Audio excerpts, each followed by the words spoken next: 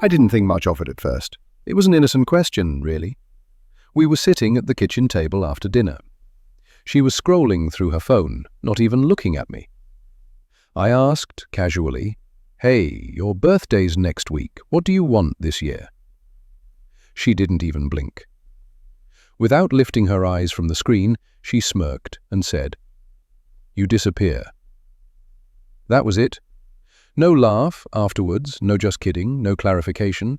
She didn't even glance up, just kept scrolling as if she hadn't dropped a bombshell between us.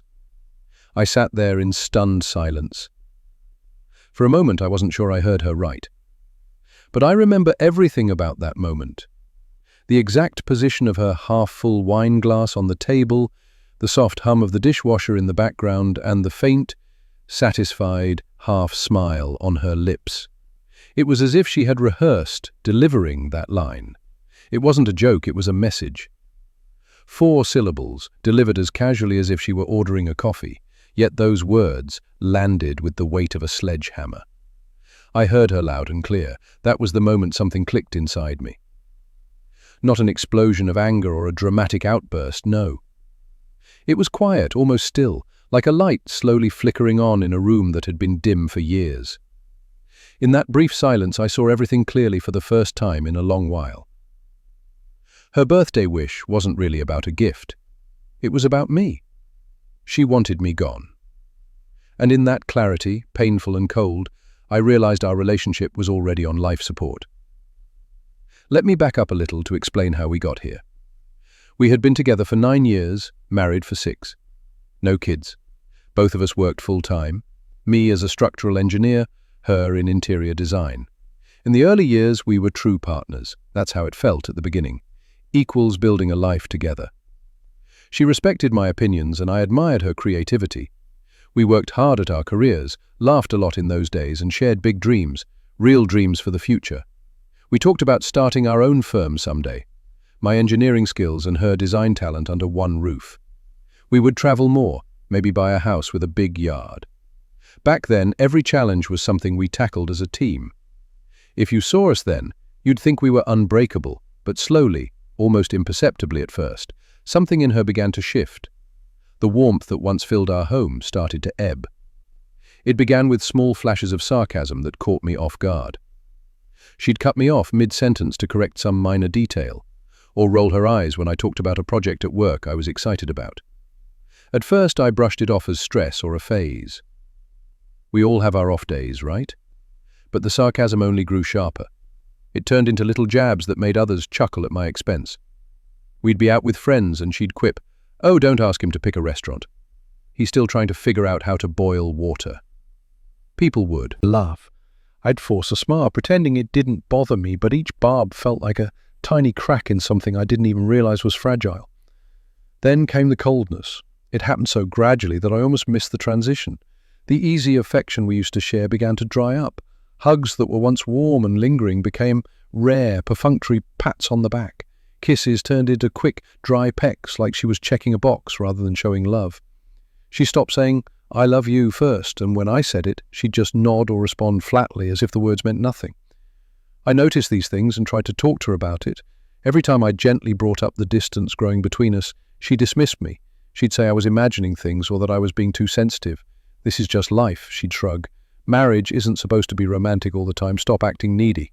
Her words made me feel foolish for even trying, so eventually I stopped bringing it up. I convinced myself maybe she was right, that this was just a normal stage of a long-term relationship. I told myself to be patient, that it would pass. You might wonder why I stayed as things got worse. It's a fair question. The truth is simple. I loved her. Despite the hurt and the growing distance, I still loved the woman I thought she was. I'm not ashamed to admit that. Love to me has never been a weakness. In fact, I believe it's one of a man's greatest strengths. I took my marriage vows seriously. I promised for better or worse, and I meant it. I believe people go through seasons in life and in love, ebbs and flows, highs and lows. I wasn't about to give up just because we had hit a rough patch. I was raised to work through problems, not run from them. When things got hard, you tried harder. That was my mindset. I kept thinking, if I just hung in there and showed her I wasn't going anywhere, she'd eventually come around.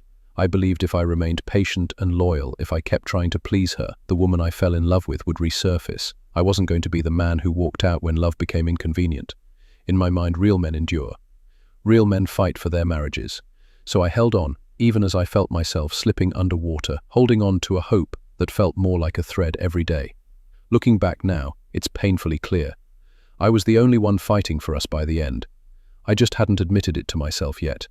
The longer this went on, the more I started to feel like a ghost haunting my own home. She stopped being curious about me at all. Days would pass without her asking how my day went. If I volunteered the information, she'd nod distractedly or change the subject. Often she didn't even bother with polite indifference. She'd just act like she hadn't heard me. Our lives that once ran together on the same track were now completely separate. We shared a bed and a roof, but little else. She also started going out more, a lot more. A girls' night here, a work networking event there, weekend outings that she never really explained. At first I encouraged her to enjoy time with friends, thinking maybe it would lift her spirits. But these outings became frequent escapes. She'd come home late at night, the smell of fruity cocktails and expensive perfume clinging to her clothes. The moment she walked in, she'd drop her purse on the hallway table, kick off her heels with a thud, and go straight to the bedroom without a word. Sometimes I'd muster the courage to ask, "How was your night?" But I usually got a curt fine or a vague mumble as she disappeared into the bathroom. Then the bedroom light would go dark. I'd lie there next to her, staring up at the ceiling in silence, wondering how on earth we had become strangers sharing a bed. It's a special kind of loneliness, feeling invisible next to the one person you've given your life to. And then came that birthday comment. "You disappear." 2 words, 4 syllables, delivered so casually, so deliberately, over clinking dishes at the dinner table. But those words held everything she felt. In that instant, it was like she had drawn a line in permanent ink. "You are not my partner. You are not my love. You're a problem I wish would solve itself by going away." She didn't have the courage to leave me outright, but she wanted me gone just the same. I finally understood exactly where I stood. I wasn't a husband or even a friend to her anymore. I was an inconvenience, a burden she was tired of bearing. Hearing those words, I realized I had been in denial. All the late nights out, the eye rolls, the cutting comments. This was who she had become, and I was no longer truly wanted. That realization hurt in a way I can't fully explain, a deep ache in the soul. But it also brought a strange sense of resolve. The fog was lifting, and I could finally see the truth without any excuses. That night, something within me finally rose up. Call it self-respect, call it the last shred of my dignity, whatever it was, it stood. I didn't say a word in response to her cruel request. I didn't get angry or try to argue. I didn't ask if she really meant it. I just quietly finished my glass of water, gathered the dinner plates from the table, and took them to the sink as if nothing unusual had happened. My hands were steady, my face calm. On the outside, I looked as composed as any other evening. Inside, I felt a profound shift, a line snapping taut. I went to bed without bringing it up again, and she acted like nothing happened. But in my mind, I had already begun to pack my bags. For the first time in years, I started to think about myself. I realized I had been bending and contorting for so long to make her happy that I'd lost sight of what my happiness even looked like. As I lay there in the dark next to a woman who seemingly couldn't care less whether I stayed or vanished, I made a promise to myself. I was done trying to win back a love that no longer existed. I didn't need to yell or break things to make a point. That's not who I am. I'm not the type to stage loud confrontations or beg for someone to treat me decently. I've never believed in dramatic public scenes or screaming matches, but I do believe in respecting myself. And I finally understood that if I stayed one day longer in a place I wasn't valued, I'd be complicit in my own humiliation. In that quiet moment, I accepted a hard truth. She didn't deserve the man I was. Not because I thought I was some perfect saint of a husband. I have my flaws, believe me. But because she had stopped seeing me as a person worthy of love or respect. When the person who is supposed to cherish you no longer even cares if you're happy, healthy, or even alive, then what you have isn't a marriage. It's just 2 people occupying the same space. I realized I refused to be invisible any longer, so I decided I would grant her birthday wish. I would remove myself from her life, silently and with as much dignity as I could muster. The next few days, I went about life almost as usual, deliberately keeping things calm and normal on the surface. I didn't mention her cruel remark and neither did she. Every morning I still made a pot of coffee and poured her a cup. We discussed mundane things, like whose turn it was to pick up groceries. I continued to go to work and returned home by 6, just as I always did. We even ate dinner together once or twice, talking about nothing of consequence. I maintained this facade with careful precision.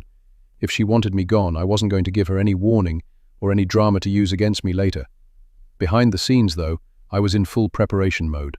Years of working in engineering taught me the value of planning, and I approached my exit strategy like it was a high-stakes project.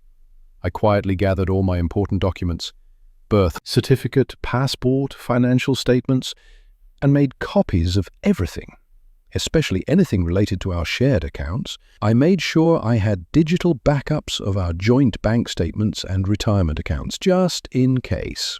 One afternoon, I went to the bank and within legal limits withdrew exactly half of our joint savings, not a dollar more than I was entitled to. I wanted to be fair, but I also wasn't going to leave without what was legally mine. I found a small one-bedroom apartment in a neighboring city that same week. It wasn't anything fancy, modest, clean, nothing that would draw attention, but it felt right. It would be mine. I paid the security deposit and first month's rent up front, quietly signing the lease while she thought I was at work. Meanwhile, I identified which belongings were truly mine from before our marriage, personal items, gifts from my family, things I had bought with my own money long ago. I took photos of these items to establish proof of ownership, just in case it got messy later. I hired a moving company under the radar, scheduling them for a day I knew she'd be out with her friends. Every detail was considered and planned. I felt like a spy in my own life, covertly assembling everything I needed to vanish from our shared world. A strange thing happened as I set each piece of my plan into place. I started feeling at peace. Not anxious, not sad, just a growing calmness. The more I prepared to leave, the more certain I became that it was the right path. I wasn't fueled by anger or heartbreak at that point. I was fueled by a quiet resolve. For the first time in years, I was making a choice for my own well-being, and it felt almost liberating. I remember watching her one morning as she stood in front of our bedroom mirror, casually putting on her makeup before work. She was humming to herself, completely unaware that the life she took for granted was about to change forever. In that moment, I didn't feel hatred or even sadness. I felt clarity. She had no idea that she was on the verge of losing everything she never appreciated. She likely thought she could say whatever cruel thing she wanted and that I would just stay like I always had. In her mind, I was weak, someone who would endure anything just to keep the peace. She mistook my kindness for weakness, my silence for surrender. But being kind doesn't make you weak, and staying silent doesn't mean you've given up. I was calm, but I was not defeated. When a good man finally decides he's had enough and chooses to walk away, let me tell you, there's no force on earth that can make him turn back. I had reached that point. I was done. I was going to disappear from her life, just as she asked, and there would be no second-guessing this decision. Her birthday dinner ended up being the last time we ever sat at that kitchen table together. A few days later, everything was in place for my departure. I picked a Thursday evening to leave, knowing she had a work networking event that night. A fancy dinner with colleagues that she treated as a big social affair. She was buzzing about it all week, planning her outfit and talking about impressing some big-name client. I knew she'd be out late, schmoozing, maybe a little tipsy by the time she got home. It was perfect. That Thursday, I acted completely normal. We chatted a little in the morning about the dry cleaning and a sale at one of her favorite stores. She left in a hurry, focused on her upcoming evening plans, heels clacking briskly down the hallway as I watched her go. "Don't wait up," she called without looking back. I remember standing by the balcony window, watching her walk away. Her perfume lingered in the air, like a final goodbye I never actually received. As her silhouette disappeared around the corner, I felt relief wash over me. No anxiety, no second thoughts, just an unexpected lightness in my chest, as if I knew the hardest part was already over. About 10 minutes after she left, the moving truck pulled up. 2 guys arrived, professional and efficient. They had no idea they were helping a man carefully erase himself from his own marriage.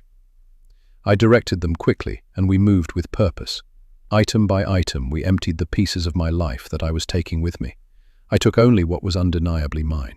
My tools and engineering textbooks, which she'd always called my junk, went into boxes. The guitar she bought me as a birthday gift, I left that. It felt tainted with too many empty years. But the old acoustic guitar I had owned since college, the one I used to play on lazy Sunday afternoons long before I met her, that came with me. I packed up my clothes, my personal mementos, the framed photos of my family, and the few of myself from before our marriage.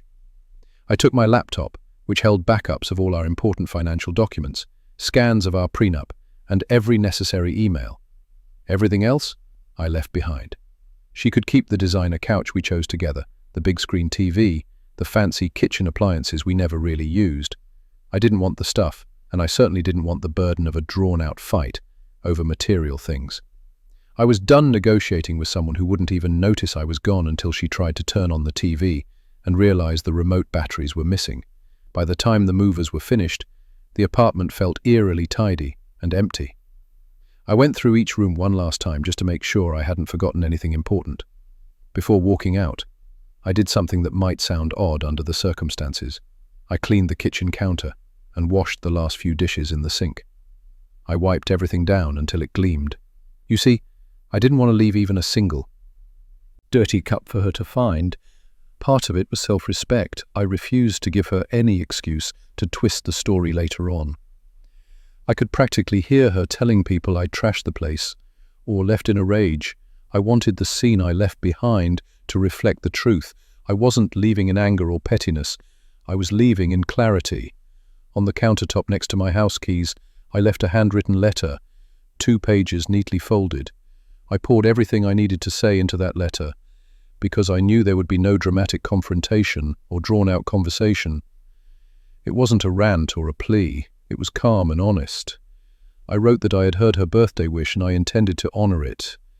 I told her I understood that she wanted someone beside her who actually made her happy, someone she could respect and desire, and clearly I was no longer that person for her. I told her she deserved that kind of happiness, but so did I. I explained that I had taken exactly my fair share of our joint savings and no more. I assured her I wasn't interested in dragging things through court or smearing her name. The divorce papers would be on their way soon, and I'd already signed them. I even let her know she could keep the condo. I didn't want our home to become a battleground. I ended the letter by saying something along these lines. I'm not disappearing because I hate you. I'm disappearing because I finally love myself enough to leave a place where I'm not truly wanted. With that, I placed my wedding band on top of the letter. It felt heavy coming off my finger, but also liberating, like setting down a weight I'd carried for far too long. I took one last look around the apartment. The sun was just setting, casting a golden glow on the walls we once painted together. There was no urge to cry, no second guessing. I quietly closed the door behind me and walked away. The first 24 hours after I left were strangely quiet. I checked into a modest furnished apartment across town that night. It wasn't home yet, but it was peaceful. No tension in the air, no walking on eggshells. I turned off my phone that night. Actually, I ended up turning it off for 2 whole days. I needed the silence. I needed to not be reachable just for a little while as I gathered myself. I slept like a rock that first night, better than I had in years. No lying next to someone who made me feel alone, no restless mind racing with what I could do to fix things. I just slept. In the morning, I made coffee and realized I didn't have to dread the day. For the first time in a long time, I felt like me again, not the ghost of me that walked on eggshells in that condo. Those first couple of days of freedom tasted bittersweet, bitter because no little boy grows up dreaming of the day he'll move into a tiny apartment alone, leaving his marriage in the rearview mirror. But sweet because the air felt lighter, the world open. I realized how badly I needed that freedom, how suffocating my life had become, without me even noticing until it was gone. When you're in the thick of an unhappy life, you convince yourself that your misery is normal. It's not until you step out that you breathe real fresh air and think, oh God, how did I live like that for so long? Of course, the quiet couldn't last forever. By the 3rd day, when I powered on my new phone with a fresh number, the noise started creeping in. Not from her, she didn't have my new contact info, but from the outside world. I'd told no one except my lawyer and my movers about my plans, so my sudden vanishing act began to raise questions. I checked the personal email account I'd kept, one she never had access to, and found it flooded with messages. Her sister had written, "What is going on? She's frantic, please call." A couple of our mutual friends had emailed too, some genuinely concerned, others sounding nosy or judgmental. One wrote, "Dude, I can't believe you just walked out like that. That's cold, man, you need to talk to her." It amazed me how quickly people formed opinions about a situation they knew little to nothing about. These were folks who had never once called to ask how I was doing during those tough months or years, really. People who never saw the painful silences at home, the way she'd belittle me in front of others, the nights I lay awake feeling unwanted. But suddenly everyone had something to say. Everyone was a marriage counselor or a moral judge now that I had quietly walked away. It's funny, society has a script for how men are supposed to react when a marriage falls apart. We're expected to either go down in a blaze of anger or stick it out no matter what, silently bearing the misery. Just leaving calmly doesn't fit the narrative for a lot of people. I even got a message from a close friend of hers. She's been crying every night. She didn't really mean what she said. You could have talked it out like an adult instead of vanishing. I read that and had to take a deep breath. Talk it out, the irony was almost laughable. For 2 years or more, I had tried to talk, tried to fix, tried to understand. Every attempt was met with sarcasm, eye rolls, or stony silence. How do you talk it out with someone who decided long ago that your voice doesn't matter? So I replied to that person, calmly and briefly. I wrote, "For 2 years, I was right there begging to talk, trying to mend things. She responded with silence and sarcasm. She made a wish and I granted it. Then I left it at that. I didn't try to justify further. I knew most of these people wouldn't truly understand, and I had no desire to make them. I wasn't about to put on a spectacle to satisfy their curiosity or expectations. It struck me that what seemed to disturb people most wasn't what I did, but how I did it. I hadn't played by the unwritten rules. I didn't plead with her for counseling in front of them. I didn't engage in screaming matches or dramatic social media posts. I hadn't tried to win her back, or conversely, publicly shame her. I simply accepted that my marriage was over and left with my dignity intact.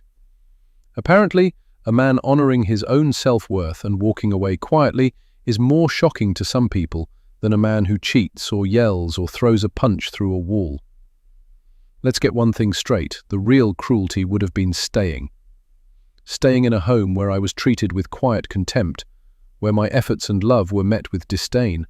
That would have been truly cold. Sometimes people say, "Oh, marriage is hard. You can't just leave when it's not fun and games." And I agree. Marriage is hard. But there's a difference between normal rough patches and complete emotional neglect or abuse. One is something you work through together. The other is something that will destroy you if you stick around. Living in a house where your presence is unwanted and your love is seen as an inconvenience isn't a noble sacrifice. It's a slow death of the spirit. I wasn't going to martyr myself on the altar of her indifference.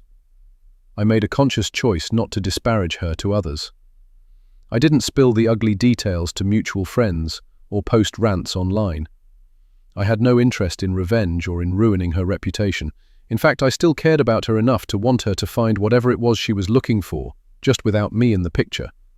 My absence would be statement enough, and believe me, for someone who thrived on controlling the narrative and holding subtle power in the relationship, my silence and absence was the loudest response I could have given. Sometimes nothing is the most powerful thing you can say. I suspected that would hit her harder than any shouting match ever could. A week after I left, her lawyer reached out to formally begin the divorce process. There were no angry phone calls from her, no dramatic attempts to stop me, just a cold, professional email from an attorney. I think that was her style, keeping things impersonal. Or maybe she was genuinely speechless that I had actually gone through with it. Either way, I had anticipated the legal steps and had my own lawyer ready. With no children to consider and a solid prenup in place, it was mostly paperwork and logistics. I signed everything that was fair and above board. There was nothing to fight over. We divided what needed dividing, formally and cleanly. No court battles, no drawn-out drama over furniture or bank accounts. I wanted peace, and I meant to claim it legally, emotionally, and in every way. One outcome I didn't expect from all this was the quiet nods of respect and calls for help from other men in my circle. In the aftermath, a few buddies, some I hadn't heard from in a long time, reached out to me, but not to scold or gossip. They contacted me privately, almost in whispers, to say, "Man, I respect how you handled that. I never thought you'd be the one to walk away, but I admire that you did." A couple of them even confessed they were going through eerily similar issues in their own marriages or relationships. They admitted they felt trapped, disrespected, even bullied at times, but they'd been swallowing it for years because they thought that's what a man is supposed to do. It was eye-opening. Here were these guys I looked up to, strong, good men, quietly suffering in their own homes, thinking they were alone in it. They were staying in marriages that had long turned toxic because they believed enduring it was some kind of badge of honor. We're taught, explicitly or implicitly, that a real man never quits on his family, that he provides and endures no matter what, and for a long time I bought into that fully. But enduring abuse or relentless disrespect doesn't make you noble, it just breaks you. So when these friends reached out, I shared what clarity I had gained. I told them the truth. I had learned the hard way. Standing up for yourself is not failing a test of manhood, it's actually the essence of it. A man isn't measured by how much pain he can take silently. There's no merit badge for tolerating a partner's cruelty. Sometimes the strongest, most responsible thing a man can do is walk away from someone who is destroying his spirit. Walking away wasn't abandoning my responsibilities, I had fulfilled those. It was reclaiming my own dignity and sanity. And if my quiet exit could give even one other person the courage to escape a situation that's killing them slowly, then at least this pain would have purpose. In the months after leaving, I turned my focus inward, not in some flashy social media way, where I'd post a selfie at the gym with motivational quotes or show off a new sports car or something. No, this was a quiet personal journey of rebuilding who I used to be, who I wanted to be again. I started hitting the gym 4 times a week, every week. No excuses this time. It wasn't about revenge body nonsense or hoping she'd see me someday and regret what she lost. This was purely for me. Exercise was a therapy of its own, sweating out years of stress and letting my mind grow sharper with each mile on the treadmill and each rep in the weight room. With every session, I felt a little bit more like the man I'd almost forgotten. I cleaned up my diet and cut out alcohol for a while. The beers after work, the wine at dinner, those had become crutches to numb the unhappiness. Without them, I began to actually feel things again. Soreness from a good workout, the clarity of a morning. Without a mild hangover, even the simple joy of tasting fresh, healthy food that I cooked for myself in my little apartment kitchen. I also made a rule for myself. No mindless dating or flings to fill the void. In fact, I deleted all the dating apps I had half-heartedly downloaded in the lonely weeks before I left her. I wasn't looking for validation or a distraction in another person. I needed to learn how to be alone and okay with it. I also decided to dust off an old hobby of mine that I'd abandoned early in my marriage, woodworking. There was a community workshop not far from my new place, and I started spending my Saturday mornings there. The first project I took on was building a simple coffee table for my apartment. Measuring, cutting, sanding, and staining wood, it was meditative. It required focus and care. And the end result was something tangible, something solid that I could look at and say, I built that. I followed up with a bookshelf, then a gift for my parents' anniversary. Working with my hands, creating instead of just overthinking, did wonders for my mind. In a life where my marriage had fallen apart without any clarity or closure or logic, building furniture was straightforward. If you follow the steps and treat the materials with respect, you end up with something sturdy and beautiful. It filled me with a sense of accomplishment I hadn't felt in a long time. Interestingly, as I rebuilt myself piece by piece, other parts of my life started to flourish. Without the constant emotional fog hanging over me, I found a new vigor at work. I tackled projects with an enthusiasm I thought I'd lost. In the next quarter after my separation, I landed 2 major contracts for my firm, projects that brought in significant revenue. My boss even pulled me aside one day and said, "I don't know what changed with you lately, but keep it up, it's impressive." I just smiled and nodded. I didn't share the details, but in my heart I knew exactly what had changed. I was free. It all traced back to those 4 syllables that had shattered my world. You disappear. In destroying my old life, those words inadvertently set the foundation for a better one. While I was focused on moving forward, she, it seemed, was looking backward. At about 4 months post-breakup, I got a text from an old mutual friend, Jason, who I used to play basketball with on Sundays. I hadn't talked to him much since everything went down. His message was short. "Hey man, just thought you should know she's been asking about you. A lot." I stared at that text for a while. Part of me wasn't surprised. People often don't realize the value of what they had until it's gone. Still, I felt no urge to respond or ask for details. I simply thanked him for letting me know and kept my distance. I had no intention of reopening that door, not even a crack. Over the next couple of months, a few more subtle messages found their way to me. Her cousin sent me a direct message on Instagram saying, "She's not doing well. I've never seen her like this. Just FYI." I chose not to respond. I wasn't going to be pulled back in out of guilt or pity. Then I received an email from her work address of all places. The subject line was just, "I'm sorry." The email itself was lengthy, one of the few times she'd ever strung together more than a couple of sentences when addressing me. In it, she apologized for the things she said and did. She admitted she had been going through some personal issues and took it out on me. She said she never really meant for me to leave, and that my absence had made her realize how much she had lost. She said she missed her best friend. Reading it stirred something, I'll admit. Not love or hope, those had long since withered, but a sorrow for how two people who once meant everything to each other could come to this, an impersonal email trying to explain away years of pain. I chose not to respond to the email either. Instead, I quietly forgave her in my heart for everything, for my own sake. I wasn't ready to talk to her, and I didn't owe her that. Sometimes forgiveness doesn't need an audience or a response. It can be a silent act of letting go. I hoped she would find healing in therapy or through whatever support she had, but I knew that engaging with her again would risk my hard-won peace. I had promised myself that my peace was non-negotiable. Nearly 6 months after I walked away, life decided to test my resolve. I was coming back from the gym on a crisp Saturday morning, a grocery bag in one hand and my headphones in, listening to some upbeat song and feeling good. As I approached my favorite local cafe, the same one I used to take her to on lazy weekends back when we still enjoyed each other's company, I saw a familiar figure standing off to the side. It was her, my ex-wife, looking smaller and more fragile than I remembered. She was waiting, almost as if she knew I'd be coming by. Maybe she did. Old habits are hard to shake, and I still stopped by that cafe around the same time every Saturday out of routine. Our eyes met, and she gave me a tentative smile. Not the smug or sarcastic smile I'd grown accustomed to, but a nervous, hopeful one.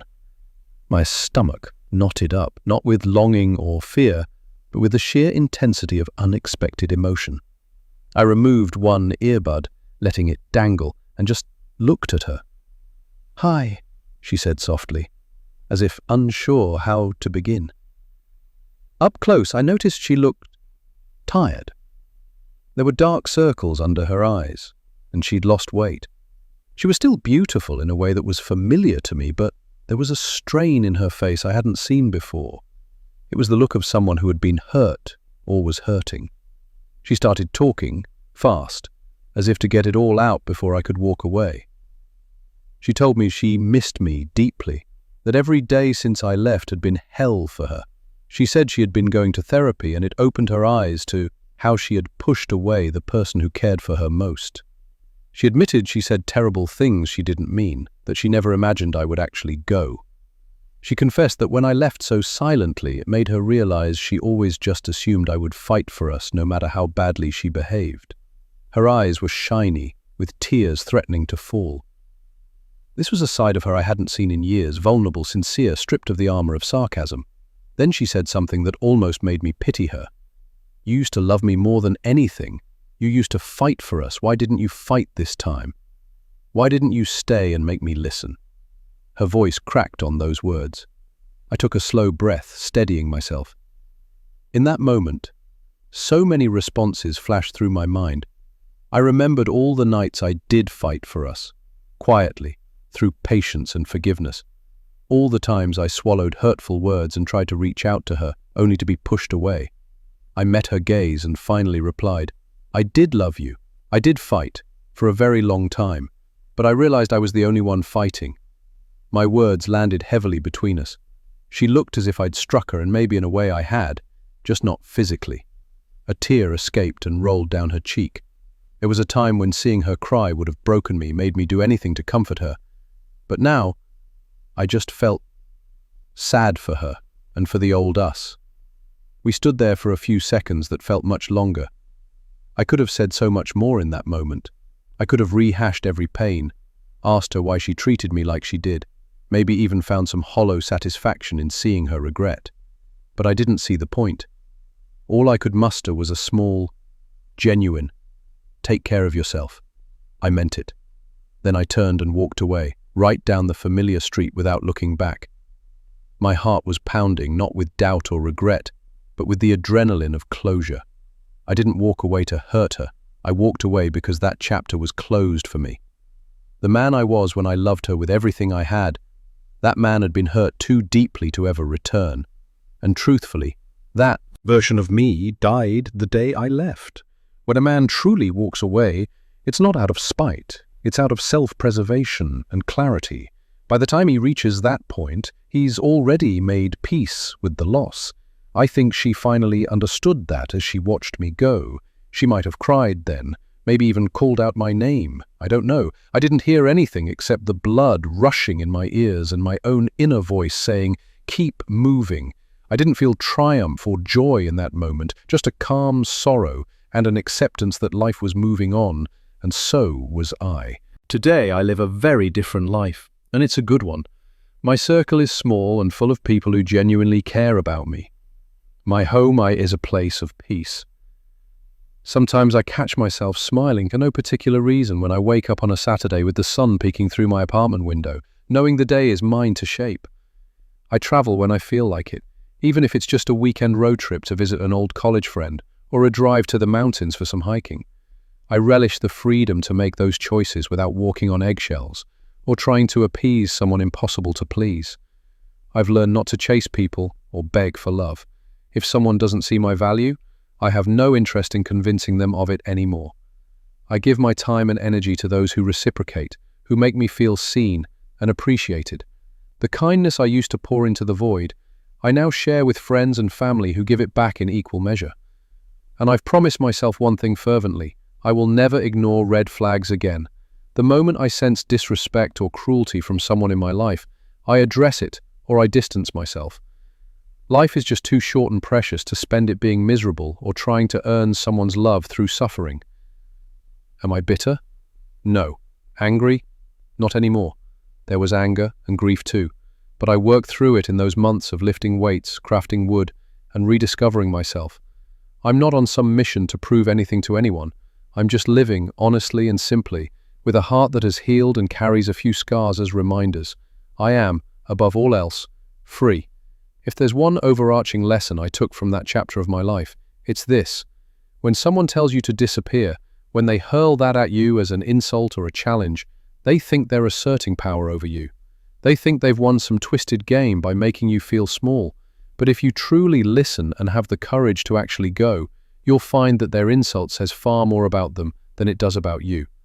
In my case, those words, "you disappear," were not just the end of a marriage, but a confession. A confession that she never valued my presence to begin with, that she never deserved the good man I tried to be. So I gave her exactly what she asked for, my absence, and in doing so, I gave myself the best gift I ever could, my freedom and peace.